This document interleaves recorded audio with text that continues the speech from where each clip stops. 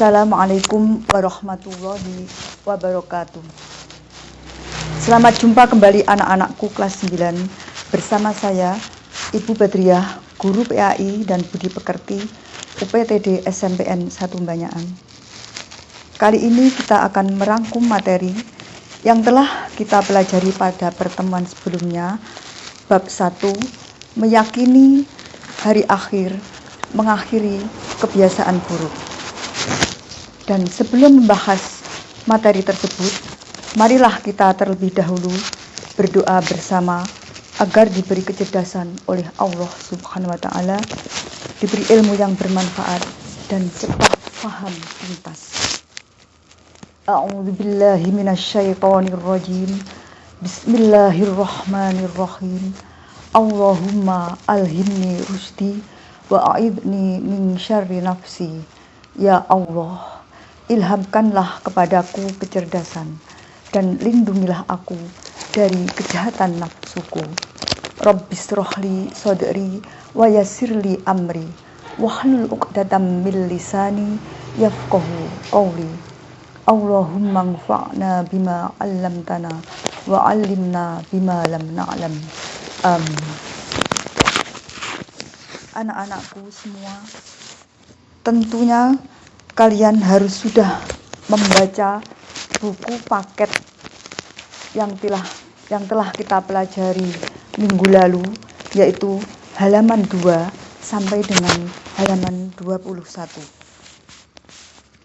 Yang kalian juga sudah mengerjakan ayo berlatih halaman 22 sampai dengan 24. Sehingga pada pertemuan kali ini kita dapat menyimpulkan bahwa iman kepada hari akhir merupakan rukun iman yang kelima. Adapun yang dimaksud dengan iman kepada hari akhir yaitu meyakini dengan sesungguhnya bahwa alam semesta beserta isinya ini akan mengalami kehancuran yang dahsyat yang ditandai dengan ditiupnya terompet oleh malaikat Israfil. Hari kiamat dapat dikelompokkan menjadi dua macam. Yang pertama, kiamat sugro atau kiamat kecil, yakni berakhirnya kehidupan manusia di dunia ini yang biasa disebut dengan kematian.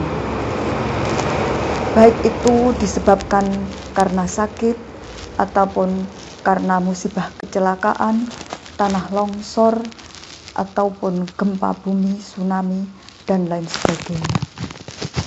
Dan akhirnya manusia akan hidup di alam selanjutnya, yaitu alam barzah atau yang disebut dengan alam kubur. Yang kedua yaitu kiamat kubro atau kiamat besar, yaitu telah dijelaskan oleh Allah dalam Al-Quran surat Al-Qari'ah ayat 4 dan 5, surat Az-Zalzalah ayat 1 dan 2, dan juga surat Az-Zumar ayat 6-8 yang kalian semua sudah membacanya. Kirim lewat pesan suara.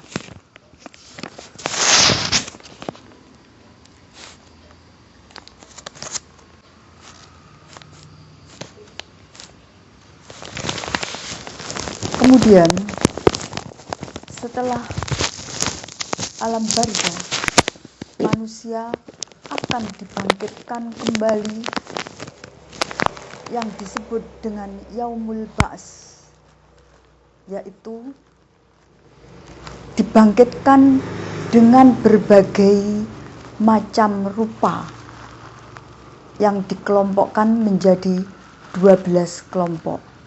Dan hanya satu saja manusia yang berwajah cerah ceria, yaitu kelompok yang ke-12 yang di bawah naungan Rasulullah Shallallahu Alaihi Wasallam.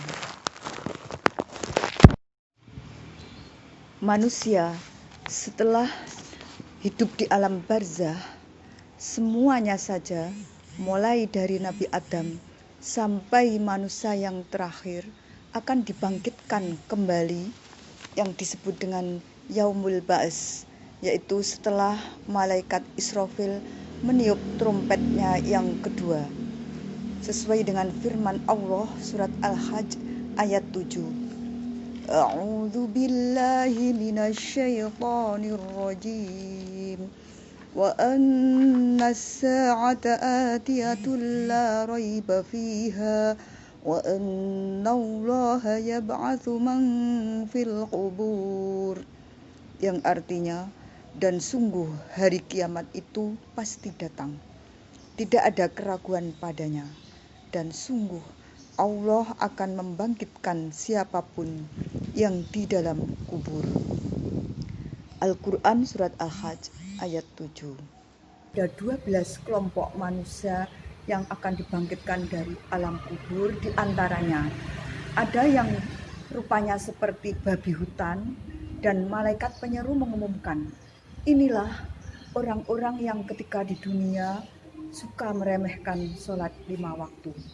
Dan ada juga yang dibangkitkan dari kubur berupa kaki di atas, kepala di bawah, sambil kemaluannya mencucurkan darah dan nanah yang baunya sangat busuk sekali. Dan malaikat penyeru mengumumkan, itulah balasannya orang-orang yang ketika di dunia suka melakukan zina. Dan ada juga yang seperti wajahnya buta, gigi seperti tanduk kerbau, lidahnya menjulur ke bawah, ke dada bahkan sampai ke perut, dan perutnya mengeluarkan kotoran-kotoran yang busuk sekali. Dan diumumkan oleh malaikat bahwa itulah orang-orang yang hidupnya ketika di dunia suka minum minuman keras, suka berjudi, dan adu jago dan sebagainya. Kemudian setelah dimintai jawaban ketika di mahsyar, manusia akan ditimbang amalnya yang disebut Yaumul Mizan. Dalam surat Az-Zalzalah ayat 7 dan 8 disebutkan, "Faman ya'mal mithqala dzarratin khairan yarah wa man ya'mal mithqala dzarratin syarran yarah." Barang siapa berbuat amal kebaikan seberat darah pun, ia akan melihatnya. Dan barang siapa berbuat keburukan seberat darah pun, ia akan melihatnya. Kemudian setelah ditimbang amalnya, manusia akan mendapat eksekusi, yaitu balasan dari perbuatannya ketika di dunia. Ada yang dimasukkan surga dan ada yang dimasukkan neraka dengan melalui jembatan yang disebut Sirat, yaitu jembatan yang kecil sekali yang melintang di atas neraka menuju ke surga.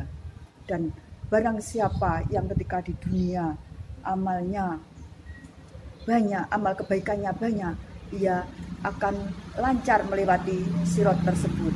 Tapi kalau amal keburukannya yang banyak, ia langsung terjebur ke dalam neraka. Dan gambaran surga seperti apa dan neraka seperti apa, silahkan simak video berikut ini. Kalau ada orang yang bilang misalnya, ngapain sih Tuhan katanya pengasih tapi kok menciptakan neraka? Sebetulnya jawabannya logis banget dan sederhana kan? Karena tanpa ada surga neraka tidak ada keadilan. Kemana larinya orang-orang yang berbuat jahat dan zalim kalau tidak ada neraka? Maka kalau semuanya masuk surga, yang zalim sama yang terzalimi, lalu di mana keadilan? Kalau gitu kita mending jadi orang jahat aja, toh masuk surga juga kan? Mending kita ambil aja hak orang lain, toh nanti di akhirat juga tetap masuk surga. Kalau gitu di mana ada keadilan? Keadilan Allah itu justru menciptakan surga dan neraka. Cuman pintu surga lebih banyak daripada pintu neraka. Dan Allah selalu memberikan peluang untuk selamat dari api neraka dengan cara mengampuni dosa. Allah Maha Adil. Allah gak mengatakan kalau udah cap neraka udah gak akan lagi berubah. Enggak. Kalau kamu buat dosa sekali gak akan diampuni, pasti masuk neraka. Enggak. Disitulah Maha Rahman. Selain Allah adil, Allah juga Rahim, Rahman, Rauf, apalagi banyak sifat-sifat Halim. Allah menciptakan keadilan dengan adanya surga, adanya neraka. Tetapi Allah selain adil, Allah juga Maha Pengasih. Dengan apa? Kalau ada yang berbuat dosa nggak langsung dihukum sama Allah. Kita sering buat dosa, emangnya langsung dihukum? Enggak. Kadang-kadang memang Allah langsung negur, tapi bukan hukuman. Karena kalau dihukum harusnya lebih dari itu. Kalau ditegur, karena kadang-kadang kita nggak sadar dengan cara-cara yang baik. Allah kasih sedikit, ada cemeti sedikit, biar kita dicambuk sedikit, ditoel dikit ya. Biar kita sadar. Supaya apa? Biar kita sadar, biar dengan kesadaran itu kita menjadi lebih baik, lebih bermanfaat, lebih berkualitas hidupnya. Allah nggak langsung menghukum kita. Kalau Allah mau menghukum kita dengan dosa kita, kayaknya kita nggak ada yang berada di sini sekarang nih. Udah celaka dari dulu-dulu juga. Sekali kita minum, sekali kita narkoba, sekali kita berzina, sekali kita membunuh, sekali kita mengambil hak orang lain, udah langsung celaka. Kenapa masih bisa hidup? Kenapa masih bisa berada di masjid? Dan ini keistimewaan yang Allah kasih kepada kita. Orang yang sering nyakitin Allah masih diundang ke rumah Allah. Kan Allah baik banget tuh. Coba kita, ada yang sering nyakitin kita, mau diundang ke rumah kita? Di telepon aja kita reject terus, kalau perlu di blok, gak bisa nelpon lagi, unfollow segala macam, left group.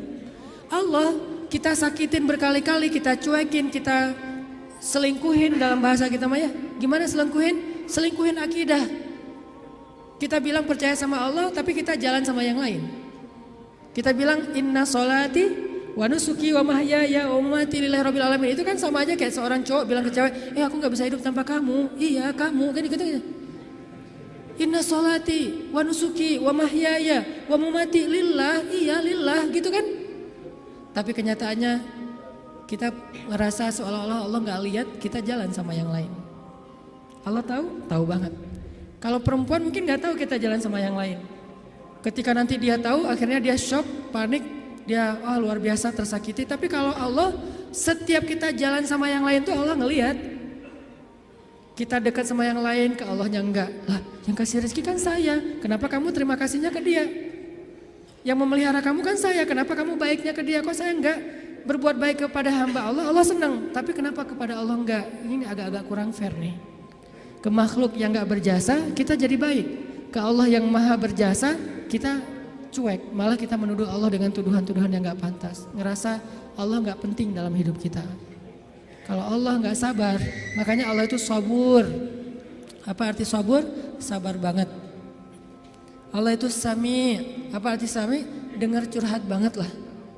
Kita pasti gak kuat dengar curhat teman-teman kita. Bayangin kalau yang curhat ke kita itu ada puluhan orang, kan stres juga tuh setiap hari. Allah dicurhatin miliaran orang setiap hari coba. Bukan miliaran orang, miliaran makhluk, semuanya curhat kepada Allah. Yas'aluhu man fis samawati wal ard. Semua yang ada di langit dan di bumi curhat kepada Allah. Tapi Allah mendengar semua curhat mereka seolah-olah mereka itu cuma satu orang doang gitu. Dan baru pertama kali curhat, akhirnya Allah mendengarnya tuh sami'un. Betah banget ngedengerin curhatnya. Betah banget Allah dengar curhat kita, gak pernah. Kan kamu udah kemarin curhat, giliran atau dengan yang lain? Enggak kan? Kita berdoa setiap hari, kan udah kemarin giliran. Soalnya yang berdoa itu banyak loh. Kita di DM aja, di japri aja kadang-kadang bete juga nih kalau udah dijawab sekali terus nanya lagi karena banyak banget yang bertanya. Kan agak capek tuh makhluk. Makanya kita gak disebut sami'ud. Tapi kita sami'un. Allah sami'un, kita sami'un. Apa bedanya? Kalau sami'un senang mendengar, tapi tetap ada batasnya. Kalau sami'un pendengar banget, betah banget ngedengerin, gak ada batasnya. Gak pernah Allah capek mendengar curhat kita. Lagian kadang-kadang kita yang dicurhatin ke Allah itu masalahnya itu juga belum selesai. Allah gak pernah bilang belum selesai juga masalah yang kemarin. Gak pernah Allah ngomong gitu. Kayak berlarut-larut kamu teh masalah gak beres-beres. Allah gak pernah ngomong kayak gitu kan. Tetap aja hambaku ada apa, Allah mendengar. Dan bukan cuma mendengar, Allah yang ngedatangin kita ke langit dunia setiap sepertiga malam. Terus Allah bertanya, hal min dihajah, ada nggak di antara hambaku yang butuh sesuatu? Sini. Hal min taib, adakah di antara hambaku yang pengen taubat? Sini aku terima taubatnya. Hal min mustaghfir, adakah di antara hambaku yang pengen minta ampun? Sini aku ampuni dosanya. Allah datangin kita, Allah nawarin jasa kepada kita, masih kita bilang juga Allah nggak berjasa dalam hidup kita. Masih kita bilang kita nggak butuh Allah Subhanahu Wa Taala. Fabi ayyi ala'i rabbikuma tukadziban. Jadi teman-teman, Ada orang kadang dalam kehidupan kita itu berjasa banget sampai kita nggak bisa ngelupain dia. Salah satunya dalam hidup saya misalnya yang paling berjasa itu ibu nomor 1 pastinya ya. Kedua istri. Orangnya ada soalnya di sini. Ibu, istri. Kalau selain keluarga, oke, itu keluarga. Selain keluarga siapa yang paling berjasa? Dalam hidup saya itu salah satu yang cukup banyak ngebantu saya itu adalah salah satunya nih. Ada saudara saya, Ustadz Muhtarom namanya, dosen Unpad, tinggal di Antapani. Beliau yang pertama banget nampung saya ketika saya baru hijrah ke Bandung. Ketika saya nggak tahu tinggal di mana, nggak punya rumah kontrakan, ngontrak juga nggak bisa. Beliau nampung saya tinggal di rumah beliau beberapa lama di Antapani. Beliau kenalin saya dengan ibu-ibu Masjid Salim. Nih dari Mesir nih, mau nggak dengerin ceramahnya?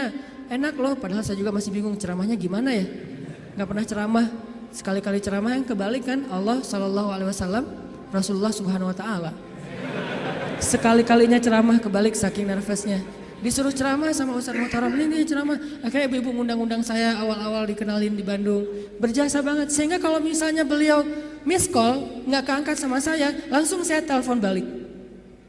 Kalau beliau SMS, langsung saya read, langsung typing, langsung bales. Kenapa? Karena saya merasa beliau berjasa dalam hidup saya. Adakah yang lebih berjasa dalam hidup kita daripada Allah Subhanahu Wa Taala?